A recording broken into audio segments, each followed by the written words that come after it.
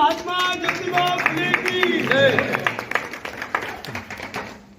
अज्ञान आणि अंधकाराचा हो नाश, जीवनात येवो सदा प्रकाश.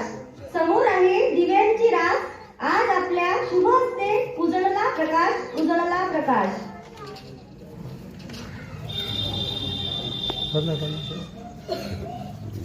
प्रकृती नाही, प्रकृती अंमलदार करतील अशी मी त्यांना विनंती करते.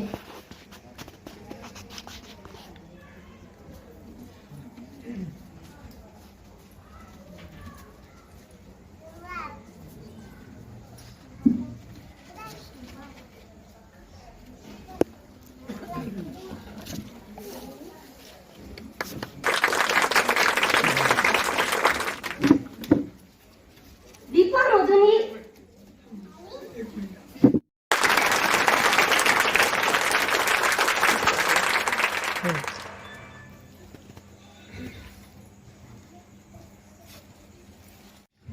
आपले विचार व्यक्त केले. त्याचप्रमाणे या बाल वक्त्याचं भाषण फारच प्रभावी, तुम्ही तन्मयतेनं या ठिकाणी ऐकलं. आणि आता ज्योतिरावांबद्दल बहुतेक सर्व विषयाला त्या प्रकृती, कुमारी प्रकृती आळोकार यांनी आपल्यासमोर आपल्या भाषणातून सर्व दृष्टीनं स्पर्श केला. आणि आपण सुद्धा खूप आत्मीयतेनं भाषणाचा आस्वाद घेतला. तर मी प्रकृती आळोकार याचं व्यक्तिशः आणि मुलगाव वाशियातर्फे अभिनंदन करतो. अशा या वयापासून जर ती इतक्या चांगल्या तऱ्हेनं भाषण करू शकते, अशा मोठ्या, तिचं भविष्य उज्ज्वल आहे. पुढच्या दृष्टीनं पुढील आयुष्यात तिला यश मिळो अशी परमेश्वरी प्रार्थना करतो.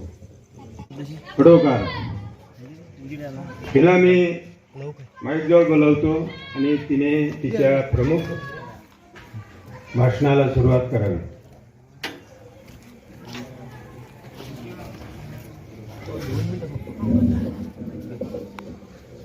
परत घ्यायचं का?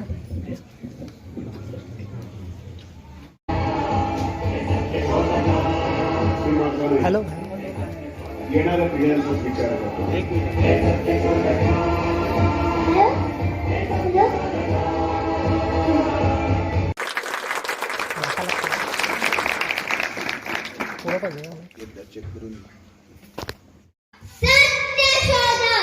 शिक्षण प्रणेते, दीनदलितांचे कैवारी, शेतकऱ्यांचे जाणते नेते, स्त्री शिक्षणाचे जनक, थोर समाज सुधारक, आधुनिक भारताचे भाग्य विधाते, क्रांती सूर्य महात्मा ज्योतिराव फुलेंचा,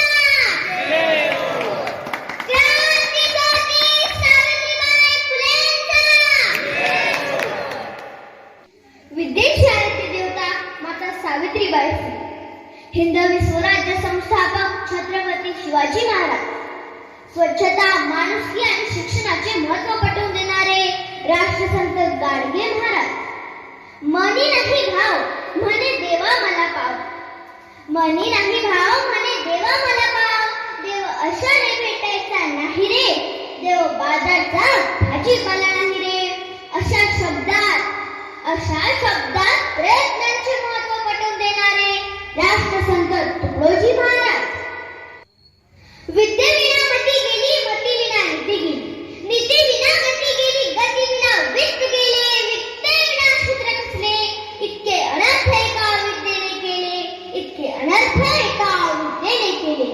अशा शब्दात शिक्षणाचे महत्त्व पटवून देणारे क्रांतीसूर्य महात्मा ज्योतिराव फुले, जाणता राजा, आरक्षणाचे जनक राजर्षी छत्रपती शाहू महाराज, भारतरत्न, राज्यघटनेचे शिल्पकार भारतरत्न डॉक्टर बाबासाहेब आंबेडकर या सर्व महामानवांना माझे दिवार वंदन. सन्माननीय व्यासपीठावरील उपस्थित मान्यवर व आयोजक व समस्त गावकरी.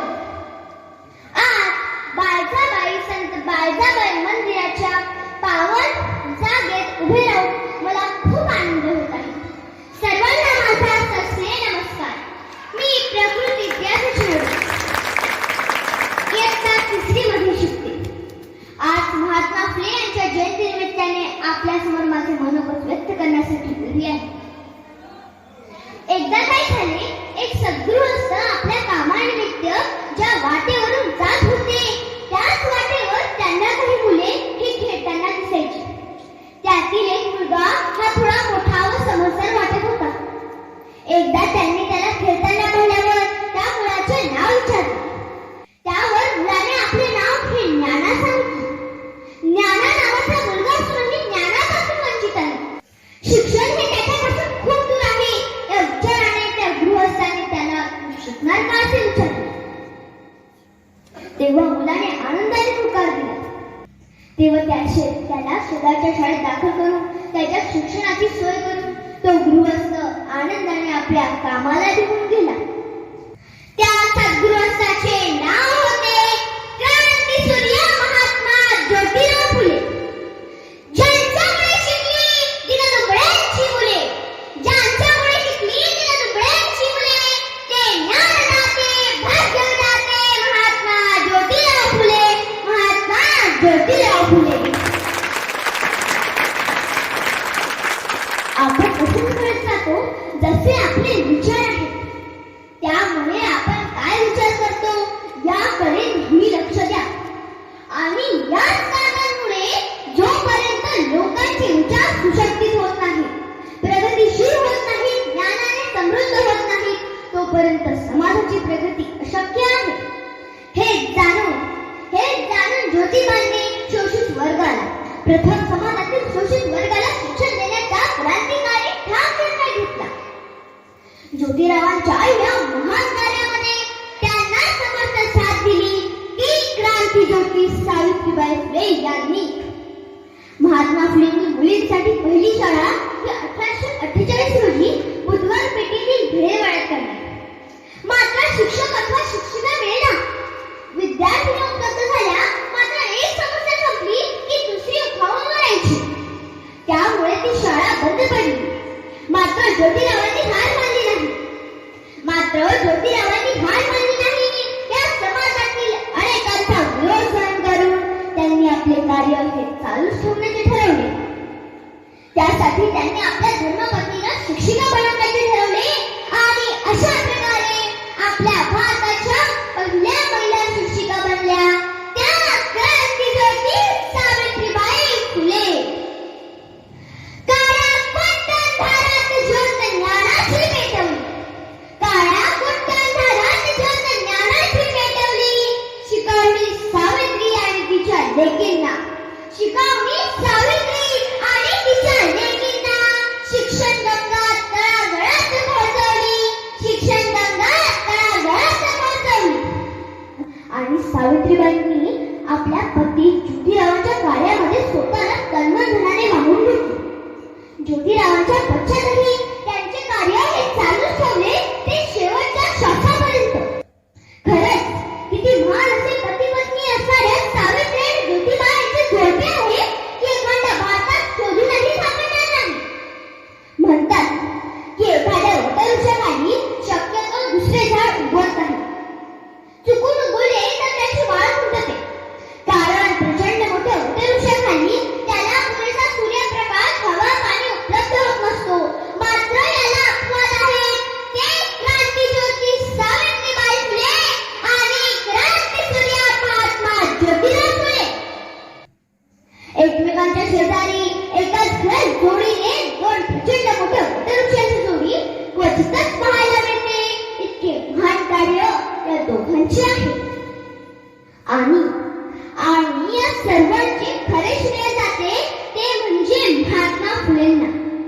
पुरुष प्रधान संस्कृतीतही त्यांनी आपल्या पत्नीच्या विचारांचा, कार्याचा नेहमी सन्मान केला व त्यांच्या विचारांना, कृतीला नेहमी समर्थ साथ दिली.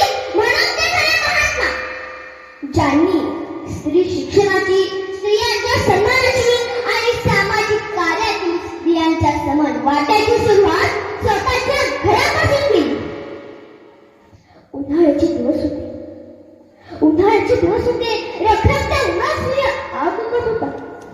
त्यामुळे सर्वत्रच पिण्याच्या पाण्याची कमतरता होती. अशातच अनेक ठिकाणचे गावाबाहेर नैसर्गिक झरे आटलेले होते. दलितांना पिण्याच्या पाण्यासाठी वनवन फिरावे लागत होते. या उन्हाळ्याच्या विहिरीला पाणी होते ते आपल्या गाय म्हशींना सुद्धा एकट्याच्या पाण्याने आंघोळ घालण्यात करणं होते. अशा प्रकारचे चित्र गावागावात पाहायला मिळत होते.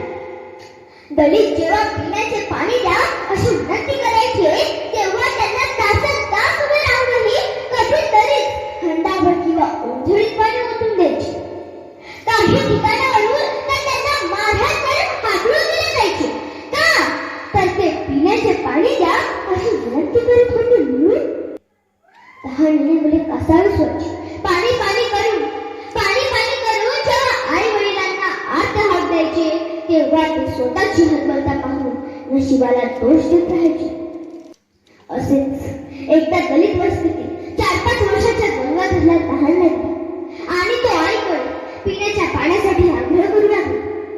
तेव्हा त्याच्या आईने घरातील रिकाम्या भांड्याकडे पाहिले व धाडस करून मुलाला कडेवर घेतले आणि गावाच्या दिशेने येऊ लागले. त्याच वस्तीतील अनेक जण हे पिण्याच्या पाण्यासाठी गावाच्या दिशेने येत होते. त्यांनी अनेकांजवळ खूप विनवण्या केल्या पण पाणी मिळेना. गंगाधरने तर रडून आकाश मांडला होता तोही फक्त पिण्याच्या पाण्यासाठी. काहीतरी विचार करून त्याच्या आईने स्वतःच्या व गंगाधरच्या डोळ्यातील अश्रू पुसले. थांब बाळ, पाणी देते हो तुला. तशी ती जवळच एका गाय धुणाऱ्या व्यक्तीकडे गेली आणि पाणी द्या अशी विनंती करू लागली. तेव्हा तो व्यक्ती रागाने ओरडला, ए बाई, हो ना, नाही तर बादलीत खाली तुझ्या टाक्यात. पुन्हा एकदा दिसलीस ना तर चांगला श्रवण करेल. तशी तिला माघार घ्यावी लागली. जाता जाता जवळ जाणाऱ्या एका गटारीकडे तिने पाहिले व त्यातीलच पाणी ती आपल्या हाताने आपल्या मुलाला पाजू लागली. आई होती ना ती. तिला ती गटार न दिसता तिथे फक्त पाणीच दिसत होते. अनेकांनी पाहिले पण कोणालाच काही वाटले नाही. जनावरांमुळेही वाईट अवस्था तिथे लोकांची झाली होती. तेथूनच जात असणाऱ्या महात्मा फुलेंना हा सर्व प्रसंग दिसला. त्यांचे काळे वेदनेने धडधडले. काय हे? माणसांची ही जनावरांमुळेही वाईट अवस्था झालेली बघून महात्मा फुले गती देता स्त्रीकडे चालत येऊ लागले. जवळच उभ्या असणाऱ्या सर्व दलितांना भीती वाटली. कोण हा माणूस आपल्याला पाणी देतो असं म्हणतो? कोण हा माणूस आपल्या दिशेला येतोय? आपल्याला मारणार तर नाही ना? तेव्हा त्या घाबरलेल्या चेहऱ्याच्या लोकांकडे पाहून ज्योतिराव म्हणाले, पाणी हवे ना तुम्हाला? या माझ्या मागे, मी देतो तुम्हाला पाणी. पण यावर कोणालाच विश्वास बसेना. कोण हा माणूस आपल्याला पाणी देतो असं म्हणतोय? आपल्याला मारणार तर नाही ना? कोण हा माणूस आपल्याला पाणी देतो म्हणतोय? आपण जे ऐकले तर खरे ना? असं आणि कोणीच जागेवर हलले नाही. ज्योतिराव पुन्हा त्या लोकांना म्हणाले, घाबरू नका, मी तुम्हाला पिण्यासाठी पाणी देणार आहे. तुम्ही पोटभर या माझ्या मागे, या माझ्यासोबत. तेव्हा सर्वांना पाणी हवंच होतं. उष्ण अवसानानं ते घाबरतच ज्योतिरावांच्या मागे जाऊ लागले. ज्योतिराव स्वतःच्या घरात गेले. हे 3 दलित पिण्याची वाट पाण्याची वाट पाहत बाहेर उभे राहिले. ज्योतिरावांनी जेव्हा त्यांना बाहेर उभे असलेले पाहिले तेव्हा ज्योतिराव म्हणाले, बाहेर का उभे आहात? या घरात. तेव्हा कोणीच घरात त्याची हिंमत केली नाही. त्यातीलच एक म्हणाले, नाही जी, आम्ही इथंच थांबतो मालक. तुम्ही पाणी देता ना? तेव्हा ज्योतिरावांनी शेवटी हाताला धरून त्यांना आग्रहाने घरात घेतले व प्रथम हंडाभर पाणी सर्वांनाच पिण्यासाठी दिले. सर्वांचा आत्मा तहानेने तृप्त झाला. आज आपल्याला देवाचे दर्शन झाले असे सर्वांना वाटू लागले. काय हा महात्मा माणूस आहे हो? ज्योतिराव सर्वांना उद्देशून म्हणाले, तुम्हाला जेवढे पाणी हवे तेवढे या हौदातून घेऊन जाऊ शकता. कोणालाच कधी विचारायची गरज नाही. ज्योतिरावांच्या या प्रेमळ वागणुकीने व मनाच्या मोठेपणाने सर्वांच्या डोळ्यात आनंद अश्रू उघडले. काहींनी तर त्यांचे पाय धरायचा सुद्धा प्रयत्न केला. खरंच माणसांमध्ये देव बघणारे ज्योतिराव हे त्या दीनदलितांना देवासारखे दिसत होते. तहानलेल्यांचा छाती तृप्त केला आत्मा, तहानलेल्यांचा छाती तृप्त केला आत्मा, म्हणून नाव त्यांचे पडले महात्मा, म्हणून नाव त्यांचे पडले महात्मा. आता माझ्या पण घशाला थोडी कोरड पडल्यासारखी वाटते.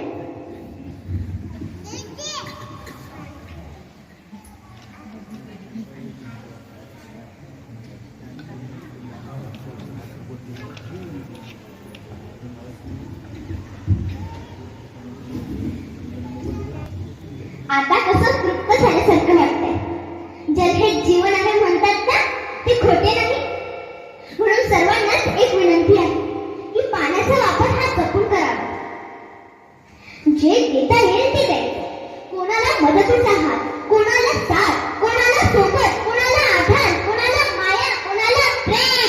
दान करण्यास संतुष्टता अनुभवी जाणं महत्वाचं.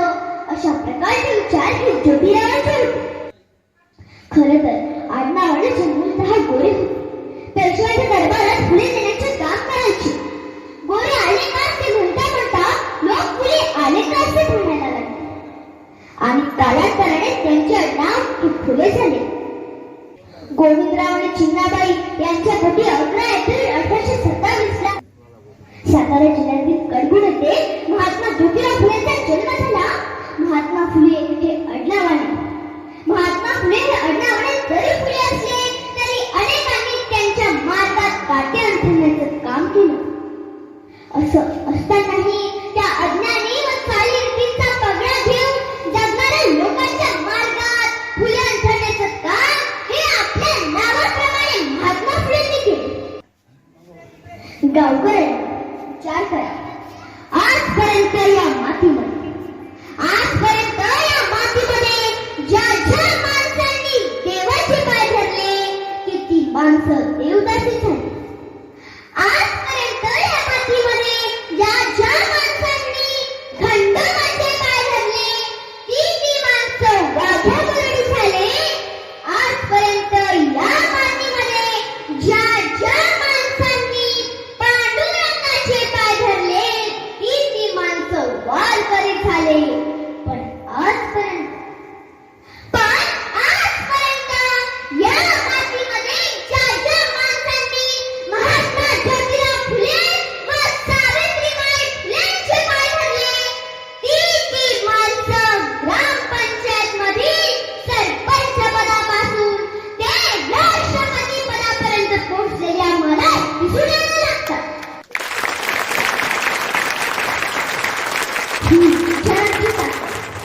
ही विचारांची ताकद याच महापुरुषांमधून आम्हाला पाहायला मिळतात. कधीतरी विचार करून बघा. हाच महान असणारा आत्मा महात्मा ज्योतिराव फुले जर कधी जन्माला आला नसता तर काय अवस्था झाली असती या देशाची, या समाजाची. अश्वभ्रट देवणाऱ्या समाजप्रमाणे महात्मा फुलेंनी समाजातील शोषित उपेक्षित वर्गासाठी काम केलेलं आपल्याला लक्षात येतं. कारण आपल्या एकूणच हयातीमध्ये शेपटीने अंगावर बसलेल्या माश्या हाकलत चिखलात दबकल मारून रवतनगरीत बसलेल्या चातुर्वर्ण व्यवस्थेच्या काळ्या म्हशीला महात्मा फुलेंनी जर सत्यशोधकाचा सुहाणत उठवले असतं तर आज आपण सहजासहजी डॉक्टर, वकील, इंजिनियर, कलेक्टर झालो असतो. आलिशान बंगल्यात फिरून सुद्धा शकलो नसतो. ते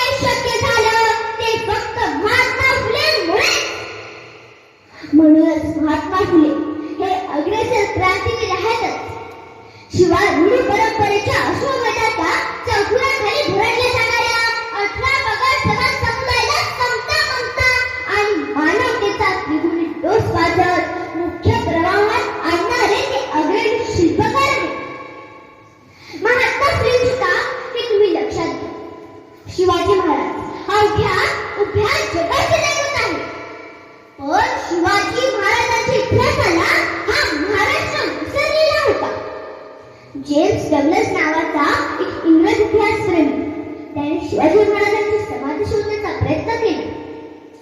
त्याला ती समाधी सापडली नाही. त्याने टाइम्स ऑफ इंडियामध्ये लेख लिहून त्याबद्दल खंत व्यक्त केली. ही गोष्ट महात्मा फुलेंना कळाली आणि बहुजन समाजातल्या काही कार्यकर्त्यांना घेऊन काट्याकुट्यामध्ये असणारी शिवाजी महाराजांची समाधी ही महात्मा फुलेंनी शोधून काढली आणि शिवजयंती उत्सवाला सुरुवात केली. पंढरीनाथ सीताराम पाटील यांनी लिहिलेले फुले चरित्र अतिशय विश्वासार्ह आहे.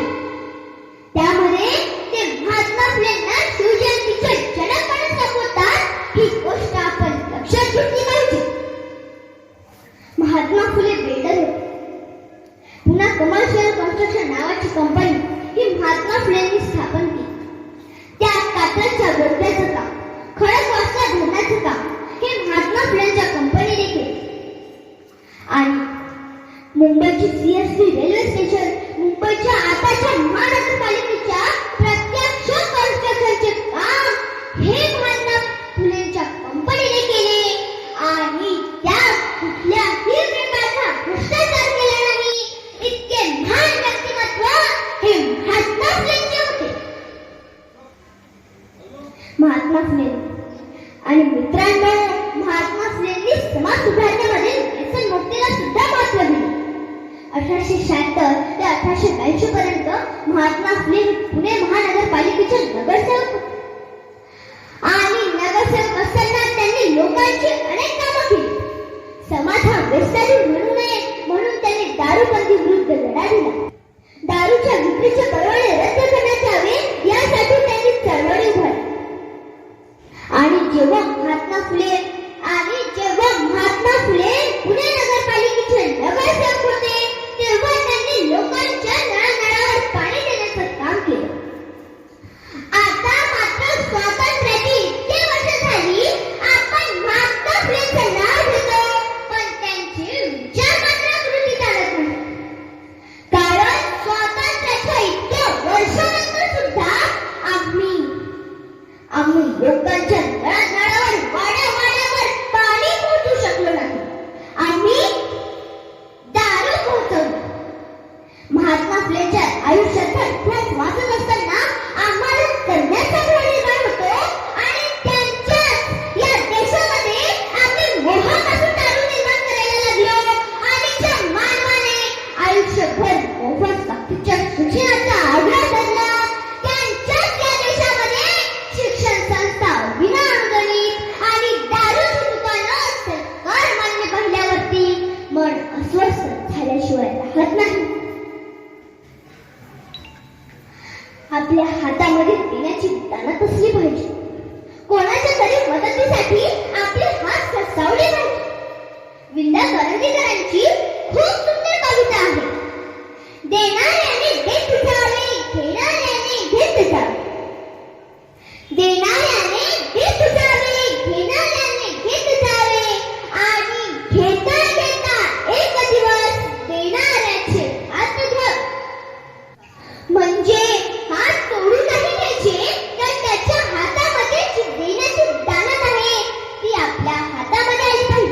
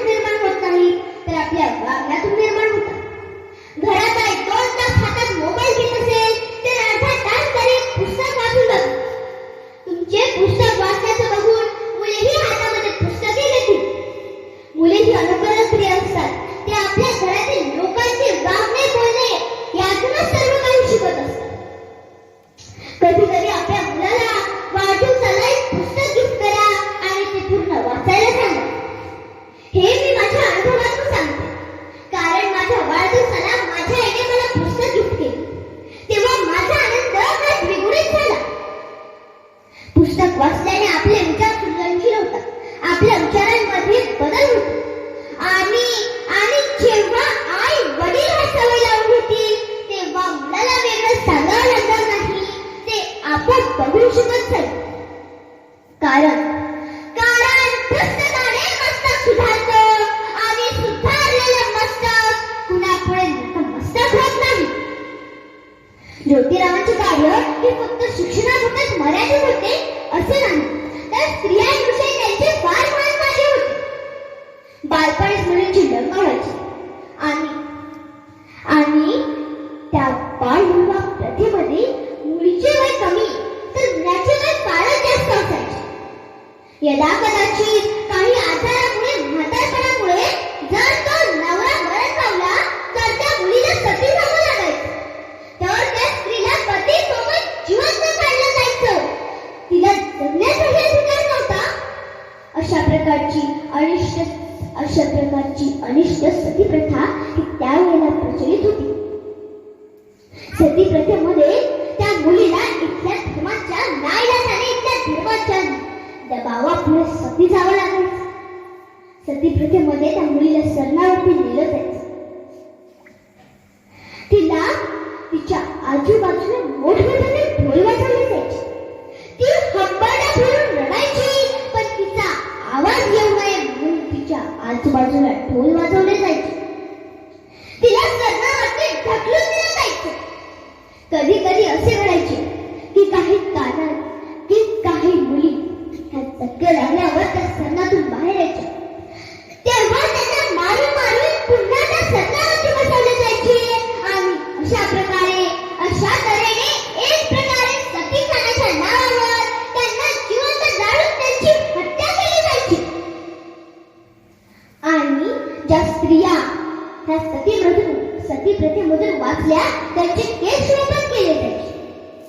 त्यांना कुठल्याही रंगाचे कपडे घालायची बंदी होती. पंचपक्वान्न गोड खाण्यास बंदी होती. झोपायला एका साध्या चटईवर झोपावे लागायचे. म्हणजे मुलीचे जगणे म्हणजे स्त्रियांचे जगणे हे मुश्किल झाले होते असा काळ होता. यावरून आपल्याला लक्षात येतं की स्त्रियांचे जगणे आणि मरणे हे पुरुषांवरच अवलंबून होते. जरा विचार करून बघा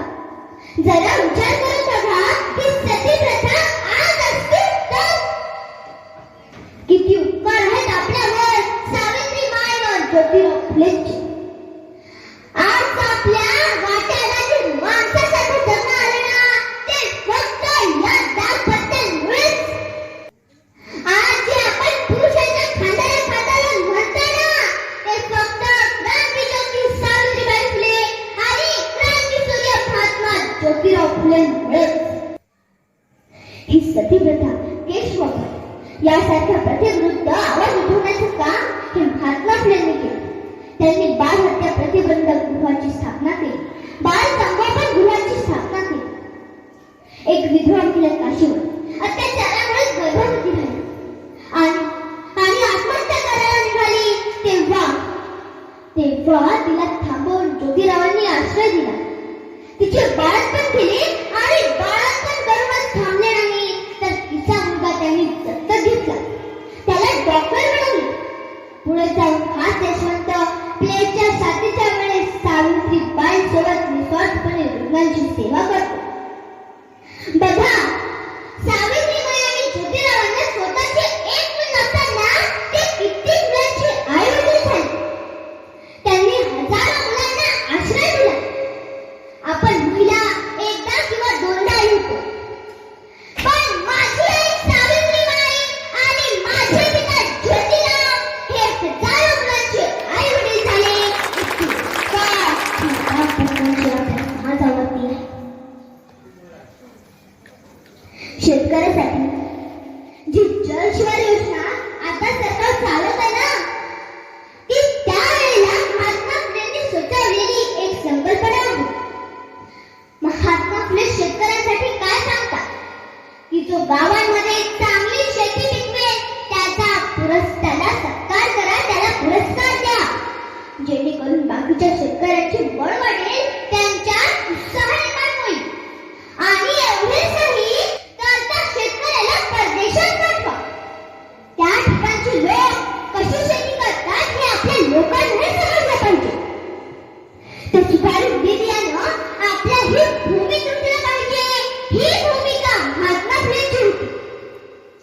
राणी व्हिक्टोरियाचा मुलगा राजपुत्र जेव्हा भारताच्या भेटीला येतो तेव्हा मेजवानीचा कार्यक्रम असतो. त्याचे निमंत्रण हे महात्मा फुलेंना सुद्धा आलेलं असते. तर राजपुत्राच्या सभेला महात्मा फुलेंनी कसं जायला पाहिजे? चांगले टापटीप थाटामाटात जायला पाहिजे.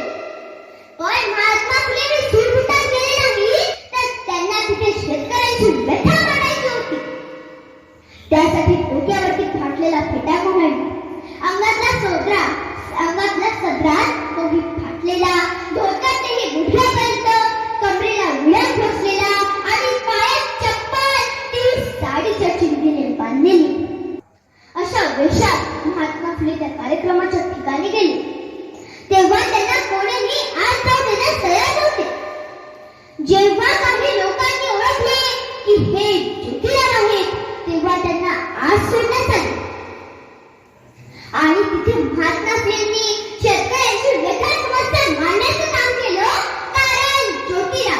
कारण महात्मा फुले हे फक्त बोलणारे नव्हते तर कृतीतून कर्तृत्वातून वागणारे होते. आता महात्मा फुले शिक्षणासाठी सरकारला काय सांगतात की आमच्या मुलांना प्राथमिक शिक्षण हे मोफत व सक्तीचे मिळावे. आमच्या शेतकऱ्याच्या मुलांना मोफत पैसे शिक्षण नव्हे तर व्यवसाय शिक्षण मिळावे असा आग्रह महात्मा फुलेंनी धरला.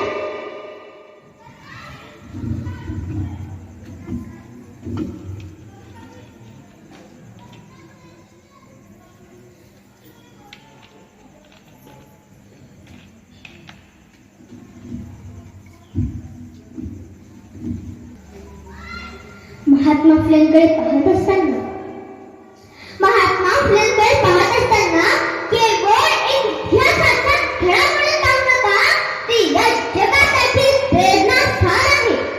कदाचित कागदावरती लिहिलेला इतिहास हा फाटला गेला असेल, दगडावरती कोरलेला इतिहास हा मिटला गेला असेल, पण या देशातील आणि देशाबाहेरच्या करोडो कोट्यावधी लोकांच्या मनात कोरले गेलेला महात्मा ज्योतिराव फुले नावाचा इतिहास कोण नीट मिटवू शकत नाही. ही महात्मा ज्योतिराव फुले नावाची ताकद आहे. तुमच्या मुंगाव गावातील या आयोजक सकळ माळी समाज यांचा महात्मा फुले जयंती व्याख्यान स्वरूपात साजरा करण्याचा उपक्रम खरंच खूप गौरवास्पद कार्य आहे. महात्मा फुले यांच्या स्वरूपात आमच्या मातीच्या माणसापर्यंत पोहोचावे या जाणीवेतून या कार्यक्रमाचे आयोजन करण्यात आलेले आहे आणि ही खूपच कौतुकास्पद बाब आहे. महात्मा फुलेंच्या विचारांना, सावित्रीबाईंच्या विचारांना आपण सर्व आचरणात आणाल ही आशा मी व्यक्त करते व मी अनुभवाने, ज्ञानाने लहान असुनी आपण सर्वांनी मला ध्यानपूर्वक शांततेने ऐकले हा आपला सर्वांचा मोठेपणा आहे. आणि मी जे बोलले ते सर्वच तुम्हाला पटले असे नाही. जे पटले ते ध्यानात ठेवा आणि जे पटले नाही ते पण पटवून ठेवा. जसा तेज ठेवणी जन्मतो तारा, तसा मान ठेवणी जन्मे सारा. तसा तेज ठेवणी जन्मतो तारा, तसा मान जन्मे घेऊन सारा. तसे हे घेऊन आले सुधारणेचे लेणे, तसे हे घेऊन आले सुधारणेचे लेणे. असे श्रेष्ठ महात्मा फुले पुन्हा न होणे, असे श्रेष्ठ महात्मा फुले पुन्हा न होणे. जय भीम, जय क्रांती. धन्यवाद.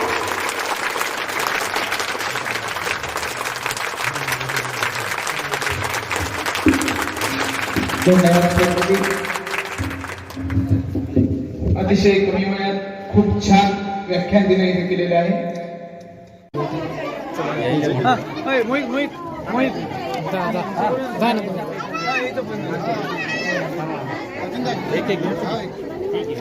एक ठेवताना